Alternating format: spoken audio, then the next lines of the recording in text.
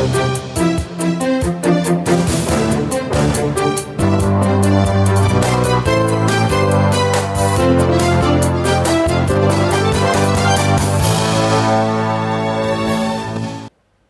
NGT Eleições começa uma série de entrevistas com os pré-candidatos ao governo do estado de São Paulo. O meu primeiro convidado é Paulo Scaff, presidente licenciado do SESI e do SENAI e pré-candidato pelo MDB ao governo do estado de São Paulo. Scaff, um prazer recebê-lo nos estúdios do NGT. Muito obrigado, prazer para mim estar aqui. Muito obrigado pelo convite. Scaff, queria começar para você começar falando por que se candidatar ao governo do estado de São Paulo, por que você é a melhor opção para o eleitor nessas eleições. Você sabe, Viviane, eu vou te contar uma historinha rápida. Eu tive a oportunidade de estudar num bom colégio e estudei em período integral. Eu ficava o dia inteiro no colégio, aprendia na sala de aula, mas aprendia também na quadra de esporte, na alimentação boa, nas atividades culturais. E eu tive 5 filhos. Me casei, tinha 23 anos, minha mulher 18, em 5 anos, 5 filhos. Ela com 23 anos era mãe de 5 filhos, 5 meninos, e eu com 28 era pai de 5 meninos. São maravilhosos, todos têm mais que 30 anos, enfim. E eu quis dar a mesma oportunidade que eu tive para os meus 5 filhos. E dei, claro. Estudaram no mesmo colégio e tal. E quando eu assumi a presidência do SESI, eu tinha vontade de dar a mesma oportunidade que eu tive e que meus 5 filhos tiveram a todos os alunos do SESI. Ou seja, uma escola de primeiro mundo, com área grande para esporte, para lazer, para cultura, boa alimentação, período integral, o ensino médio que o SESI não tinha. E para isso eu tinha que substituir 150 escolas. Porque as escolas nossas, tirando os nossos CATs, eram escolas pequenas, em prédios conveniados de prefeitura, e até alguns com manutenção muito ruim. Eu falei, irmão, nós vamos fazer tudo novo. Vamos fazer tudo novo porque eu quero dar a mesma oportunidade que eu tive a todos os alunos do SESI. Pois bem, foi tudo feito. Inaugurei 120 escolas de primeiro mundo, melhores do que aquelas que eu estudei e que meus 5 filhos estudaram, e todos os alunos do SESI tiveram a mesma oportunidade que eu tive e, como eu estou dizendo, até numa circunstância melhor. E agora eu tenho um novo sonho. Eu quero dar a mesma oportunidade que todos os alunos do SESI têm a todos os jovens de São Paulo. E para isso, eu preciso e quero ser governador para reformular e reestruturar a educação no estado de São Paulo. Eu quero escola pública do estado, escola de primeiro mundo. Professor respeitado, professor valorizado, disciplina na escola. Criança vai para a escola é para aprender, não é para ir para a escola e não aprender. Então, o que eu pretendo, uma das minhas prioridades, é realizar esse sonho. É dar qualidade de educação para todas essas crianças, para terem futuro, para terem oportunidade na vida. E também, como presidente do SENAI, fizemos também uma grande revolução, quero levar essa experiência para as ETECs, para as FATECs, que são boas instituições, com gente muito boa, mas que precisa mais equipamento, mais laboratórios, mais modernidade. Não adianta ter uma ou duas super bem equipadas e terem 20 que realmente estão muito vamos dizer, com deficiência de laboratórios, de modernidade, de tecnologia. É natural que, além da educação, também meu sonho é dar segurança às pessoas. Hoje, as pessoas em São Paulo não sentem segurança nenhuma. A cada hora, uma pessoa é baleada ou esfaqueada, a cada hora uma mulher é violentada, a cada hora se tem mais do que um roubo de carga, a cada hora 43 pessoas são assaltadas ou roubadas, fora celular, carteira, que nem se faz queixa, não é? Nós temos em São Paulo crime organizado, nós temos em São Paulo crack para tudo que é lado, temos tráfico de drogas, de armas, temos pancadões que infernizam a vida de milhares, eu diria até milhões de pessoas, festas que promovem prostituição, promovem drogas, enfim, uma coisa é dar entretenimento. Eu sou uma pessoa, eu lancei o projeto do SESI, quando estava na presidência, estou licenciado agora, que é o Domingo na Paulista, todo domingo entretenimento, tudo gratuito, o Centro Cultural da Fiesp, tudo aberto para toda a população, o domingo na ZL, na Zona Leste, tudo gratuito, ou seja, o Estado deve dar entretenimento. Agora, não é entretenimento uma festa que começa depois das 11 horas da noite, vai até às 8 da manhã, de sexta a domingo, não deixando ninguém dormir, com gente armada, promovendo drogas e prostituição, inclusive infantil. Então, tudo isso é ausência do Estado. Então, eu tenho esse sonho também de pôr uma ordem na casa, a questão da atenção na saúde. Quantas vezes você vai, pessoas que precisam de um exame, inclusive para coisas que matam. Por exemplo, marca-passo, hemodiálise, quimioterapia. Não pode esperar. Quem opera um câncer, se não fizer quimioterapia, morre. E tem fila de tudo isso. Então, São Paulo precisa uma chacoalhada, sabe? Os anos passaram, o PSDB está aí há 24 anos, deu o que tinha que dar. Os problemas de hoje são os mesmos de 10, 15 anos atrás. O que eu quero realmente é fazer de uma forma diferente para ter um resultado diferente. Um resultado diferente, a meu ver, é escola de qualidade do Estado, é formação profissional, é empreendedorismo, é emprego, é investir em ferrovias, melhorar as nossas rodovias, ampliar. Quantas rodovias precisam ser duplicadas aí pelo nosso Estado de São Paulo? Nós temos 18% das nossas estradas de São Paulo asfaltadas, só 18%. E dessas 18, só 3 são pista dupla. Precisa, por isso tem demandas de tudo que é cidade. Tem aqui uma necessidade de um trecho, uma ampliação aqui, do trecho de tal lugar a tal lugar, precisa ampliar, porque precisa mesmo. Nós precisamos revitalizar realmente a nossa hidrovia também. Então, São Paulo, faltam habitações. Nós precisamos, independente da situação do Brasil, São Paulo é terra de bandeirantes, São Paulo é terra de pioneiro, de trabalho. E eu vou resgatar esse espírito paulista. E, para isso, tem que fazer as coisas direitinho. E é isso que eu estou procurando fazer desde agora nas coligações. Não estou vendendo minha alma para o diabo, hipótese nenhuma, não é meu jeito, não é meu princípio. Não aceito troca-troca nenhuma. Não, para ter uma coligação de um partido, para você ter um pouco mais de tempo de rádio e televisão, esse negócio de já amarrar com cargos, com favores, com trocas, não é comigo.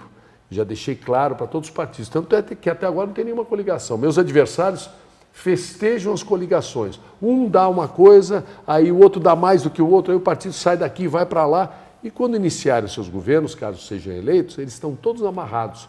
A secretaria tal é o partido tal que nomeia, a secretaria tal é o outro partido que nomeia, e muitas vezes pessoas despreparadas, pessoas incompetentes e pessoas desonestas.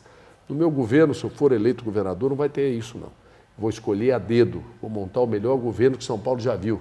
Vou escolher com base de pessoas honestas e competentes, que conheçam as áreas, porque eu não tenho preocupação com o partido político, eu tenho preocupação com a população.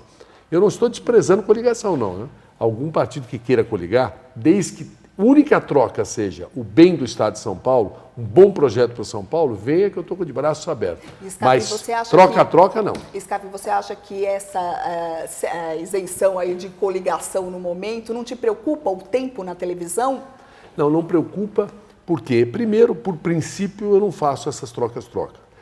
Por princípio, eu não vou dando já um mau exemplo.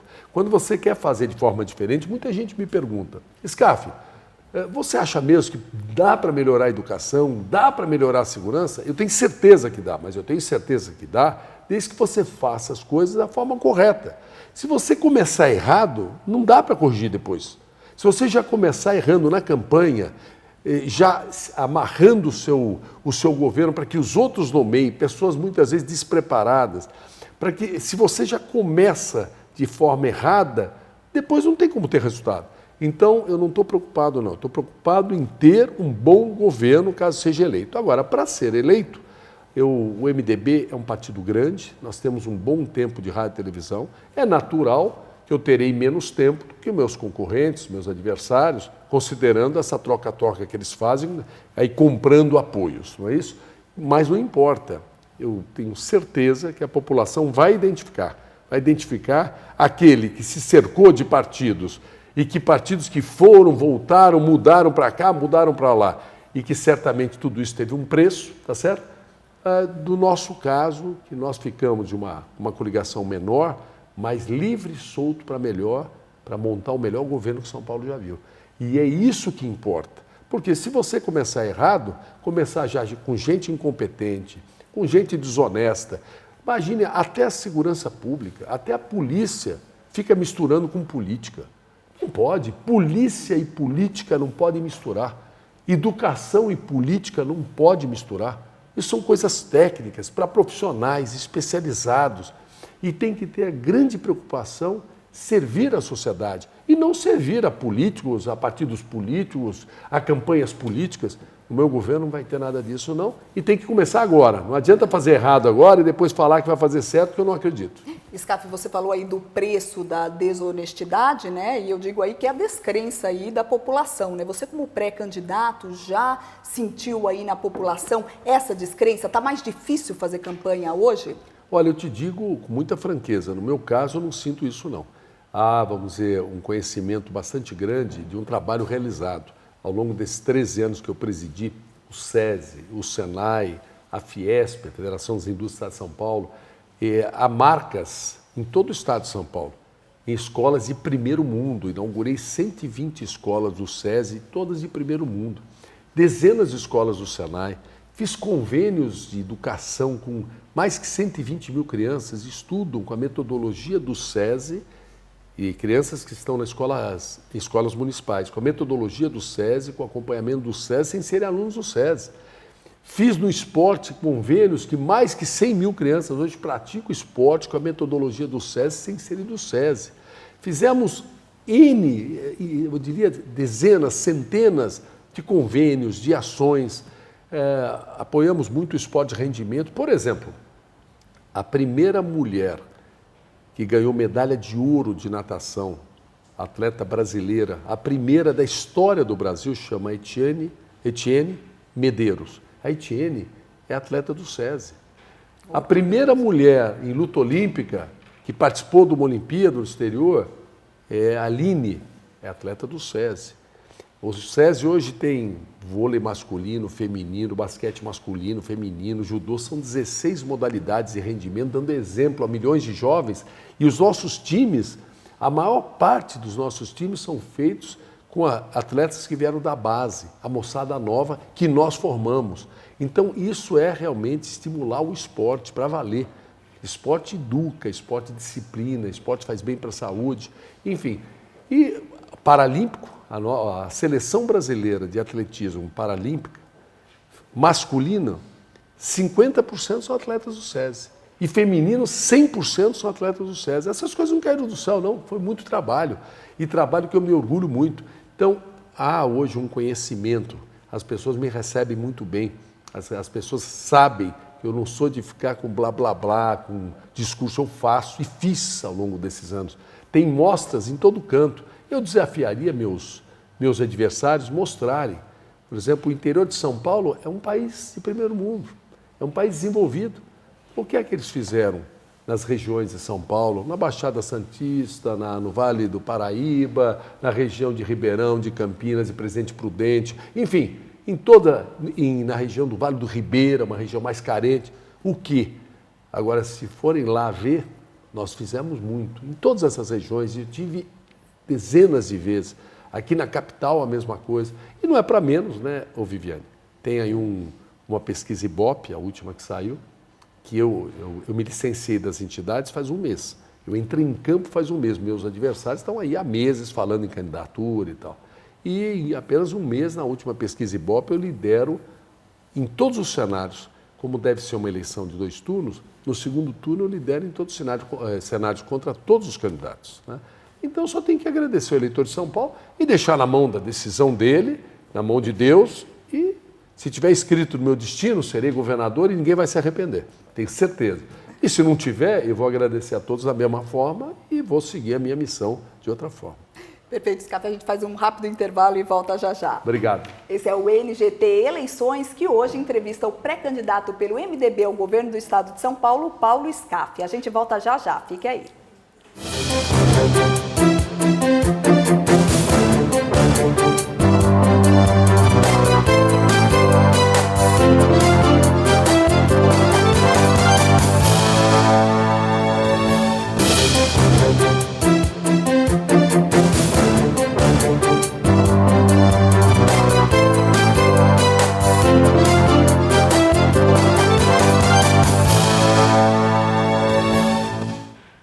O NGT Eleições está de volta. Hoje eu converso com um pré-candidato pelo MDB ao governo do estado de São Paulo, Paulo Scarpi. Scarpi, a gente falou bastante sobre educação, né, um pouco sobre saúde, e eu queria falar de um problema que a cidade de São Paulo, o estado de São Paulo, aliás, boa parte do país está enfrentando, né? A seca, mais de 30 dias sem chuva em São Paulo, e a gente teme aí uma nova crise hídrica, né? E que é lógico, o temido rodízio de água que, como a capital federal enfrentou aí mais de um ano, né? Quais são os investimentos na Sabesp para que isso não aconteça? Não, na verdade, você tem razão. Nós temos no estado de São Paulo o sistema Cantareira. Os outros sistemas não estão com níveis baixos, mas o sistema Cantareira está abaixo de 50%. E se não chover, considerando que nós estamos já em julho, durante os próximos meses, até começar a temporada de chuva no final do ano, corre o risco de ficar abaixo de 20%. Pode baixar 6% ao ano. Então, é alerta mesmo, não é? E os outros sistemas não. Os outros sistemas é mais o sistema Cantareira, que é responsável por uns 40% do abastecimento de São Paulo. Não tem dúvida que falta investimento. São Paulo não pode ficar dessa forma. A cada vez que tiver um período de seca, correr o risco de ter seca, não é? Você tem que aumentar os reservatórios, interligá-los mais.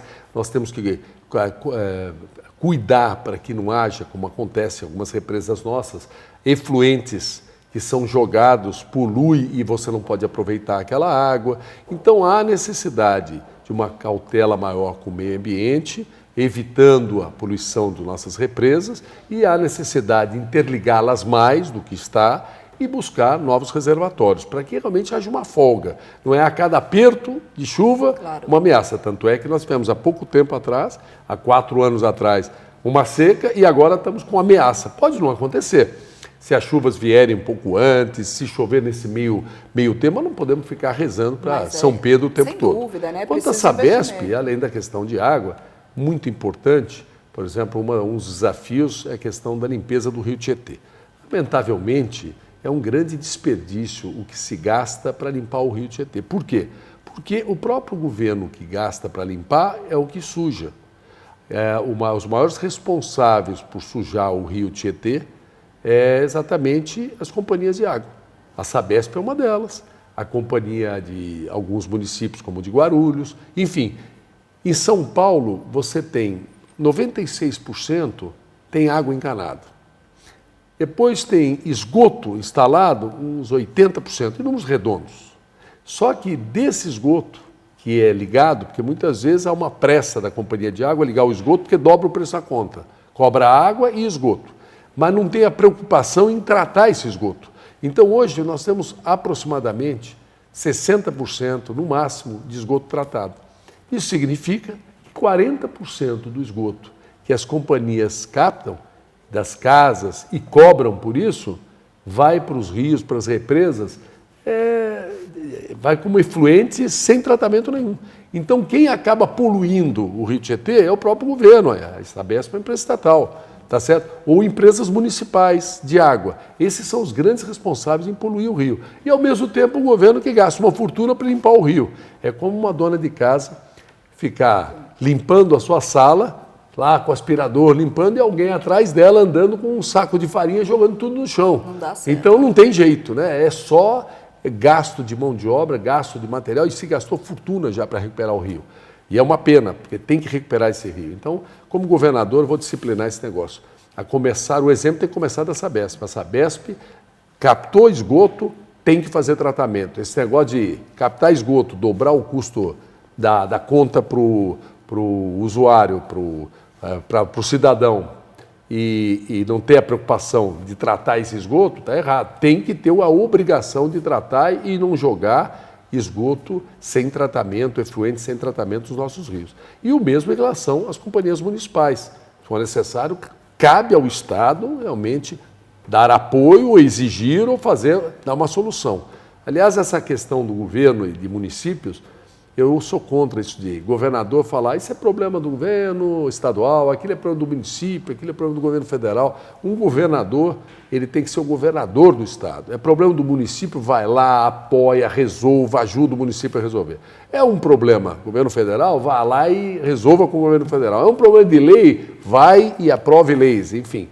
Então é assim que é a minha visão em relação ao papel de um governador do estado de São Paulo. É assim que eu vou desempenhar se for governador. É o meu estilo, né? Scafi, a gente fala aí de água e de esgoto, né? Voltamos aí ao assunto saúde, né? Eu queria que, na sua visão, quais são os maiores problemas da saúde no estado de São Paulo? Os maiores problemas é uma total desorganização. Se você falar assim, é falta de leitos, é falta de médicos. Não, em números absolutos, no estado, não há falta de leitos nem de médicos. O que há é, em alguma região falta médico, outra região falta leitos, outra região falta remédios, na outra falta equipamentos para exames. É muito desorganizado, nenhum prontuário eletrônico existe. Imagine alguém que é atendido na cidade de São Paulo, se no dia seguinte estiver em Bauru, o médico do hospital público não tem nenhum histórico sobre o paciente.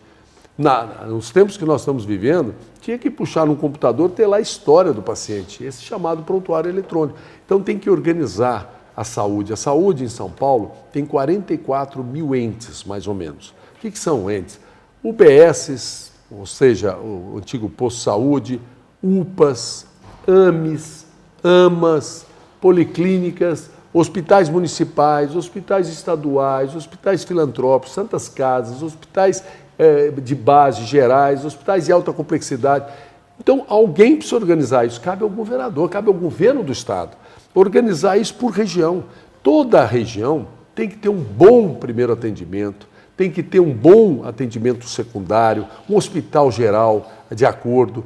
E os hospitais de alta complexidade não precisam estar em todas as regiões, mas todo o resto da cadeia da saúde tem que ter. E muitas vezes o que você observa é que tem falta em umas regiões e sobra em outras regiões. Se gasta muito, o Estado gasta 23 bilhões por ano, os municípios 30 bilhões por ano, mais é o dobro que deveriam gastar, e os pacientes, a população é mal atendida. Precisa fazer uma arrumação nisso, e isso tudo é papel de um governo. Por isso que o governo do Estado de São Paulo, a responsabilidade é muito grande. Precisa assumir o Estado para valer e não ficar omisso e jogando culpa em todo mundo. Ora é do município, e ora é do governo federal, ora é de leis, ora é da Assembleia, e no final, o resultado final fica ruim, né? Scafi, eu queria que a gente voltasse à educação, né? Você falou muito da importância, né, de um ensino de qualidade, mas a gente vê também das ETECs e das FATECs, que tem um curso profissionalizante, mas a gente vê aí a transformação, né, das profissões no mundo todo, né? Ou a importância de você qualificar jovens na tecnologia, em novas profissões. Como você vê isso? Bom, por isso que se educação sempre foi importante, hoje é indispensável. O mundo vive a quarta revolução industrial. Apesar de chamar revolução industrial, é uma revolução na sociedade toda. Quando a gente fala de carro autônomo, é um carro sem motorista. Ou seja, e por quê? Porque nós estamos na era da inteligência artificial. A diferença dessa, vamos lá, revolução, as outras revoluções industriais, foi a máquina a vapor, a energia elétrica, o computador. Agora é o computador, é o robô inteligente. Por isso chama inteligência artificial. Então ele vai substituir, e não é por nossa vontade, não. Isso é um movimento mundial, já está acontecendo no mundo. É inevitável. E vai substituir em muitas profissões, muitos setores. Vão haver grandes transformações. Eu diria, nos próximos 10 anos, vão ter transformações equivalentes a quase um século passado. E daí a importância da educação. Sempre foi importante, mas agora é indispensável. Porque para que essa moçada, para que a sociedade, o homem se adapte a esses novos tempos, precisa ter conhecimento, precisa ter educação. Por isso que é uma grande pena nós temos 3.800.000 alunos estudando em escolas do estado de São Paulo e não tendo qualidade de educação, professor não sendo respeitado. Isto vai comprometer o sucesso de uma geração. E isso não pode acontecer. E por essas razões aí e muitas outras é que eu quero ser governador de São Paulo. Você falou aí por que quer ser candidato ao governo do estado e por que uma pessoa que nunca esteve na política pode ser aí hábil e estar apta a a desenvolver esse cargo. Eu fui candidato a governador já em 2014, tive quase 5 milhões de votos. São 80 estádios de futebol entupidos de gente daqueles grandes estádios, modernos e tal. E mais uma vez estou liderando aí as pesquisas. E, na verdade, essa formação que eu tenho presidindo as maiores entidades do mundo, elas somadas, SESI, SENAI, SEBRAE, FIESP, CIESP, não tem em nenhuma parte do mundo. E você lida com tudo, com educação, com formação profissional, com curso superior, com esporte, com saúde, com cultura, com empreendedorismo, com negócios, com desenvolvimento, com leis, com comércio exterior, com tecnologia, enfim, você lida com gente, você lida com desenvolvimento. Então, me dá uma grande bagagem, um grande preparo. E também como empresário, a vida inteira fui. Agora, quem está afiliado a um partido político e é um candidato, é um político. Não tem que ter vergonha. Eu vejo aí candidatos que ficam insistindo, o caso do candidato do PSDB, ele se filiou a um partido político, foi candidato a prefeito de São Paulo, foi eleito, renunciou, voltou agora a uma campanha política. A única coisa que ele fez foi política até agora. E ele insiste em falar que não é político. Não está correto, começa enganando. Então, eu quero dizer, eu sou gestor, tenho uma vida profissional, uma vida empresarial, uma vida empreendedora, tenho resultados de trabalho, mas não posso negar que, estando filiado a um partido, sendo candidato a governador, eu sou um político. Aliás, só para encerrar, Viviane, a política é muito bonita. O Papa Francisco, em 2013, chamou os cristãos e falou, olha, não lavem as mãos, não deem de Pilatos, envolvam-se na política, porque é a melhor forma de caridade por se preocupar com o bem comum. Então, na realidade, a política é uma coisa bela. Não é porque tem maus políticos, políticos bandidos, políticos que não prestam, que você condena a política, até porque a democracia é o melhor regime que tem. E a democracia é feita com política, praticada por política. E quem pratica e atua na política são políticos. Então, o grande segredo é votar e votar certo. Essa história de votar em branco, não votar, não aparecer, ir para a praia no dia da eleição, não está com nada. Quando a gente tem um problema na vida, nós temos que enfrentar e resolvê-lo. Temos um problema hoje em renovar, em melhorar o nível dos candidatos, dos deputados, dos senadores, dos governadores, enfim, de todos aqueles que vão responder os próximos 4 anos pelo país, pelos estados, pelas casas legislativas. O que precisa cada um de nós é participar da política, escolher bem os candidatos, ver o que cada um fez na sua vida, não ficar pedindo promessa de futuro. Quem não fez nada, não adianta ele vai prometer, não vai fazer nada. Quem já fez errado, não adianta também, tem que desconfiar que é difícil ele fazer certo.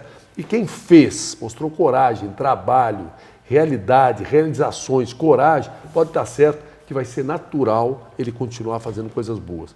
Então, essa é a recomendação que eu dou com muita humildade para que a gente melhore o nosso país e o nosso estado de São Paulo. É isso aí, Scaf. Tem que pesquisar antes de escolher. Pesquisar o que cada um já fez. Claro. Não pesquisar o que ele fala que vai fazer. Quem nunca fez nada, o que ele fala, alguém de 40, de 50, de 60 anos, nunca fez nada, ele fala, eu vou fazer isso, vou fazer aquilo, tem que pôr o pé para trás. Agora, quem fez muito, ele não precisa nem falar, porque é o jeito dele, é realizar. Quem é sério, honesto, não precisa perguntar se ele é honesto, porque ele mostrou a vida toda. Quem tem 60 anos, olha, modéstia à parte, eu com 60 anos de idade. Se você perguntar para 1000 pessoas que me acompanharam durante a minha vida, vão falar que eu sou uma pessoa idônea, honesta. Então não precisa ter essa preocupação. Podem dizer o que for, essa é a realidade. E quem também, a vida toda, sempre teve coisas duvidosas, pode até se recuperar, né? Mas a probabilidade é menor. Scaf, queria muito agradecer sua presença aqui no NGT Eleições, abrindo aí a série aí de entrevistas com os candidatos ao governo do estado de São Paulo. Muito obrigada. Eu que agradeço. Muito obrigado e parabéns para você pelo trabalho aí. Obrigada. Esse foi o NGT Eleições, apresentando aí o nosso primeiro pré-candidato Paulo Scaf, pelo MDB ao governo do estado de São Paulo. Muito obrigada pela sua audiência e eu te aguardo na próxima edição. Até mais!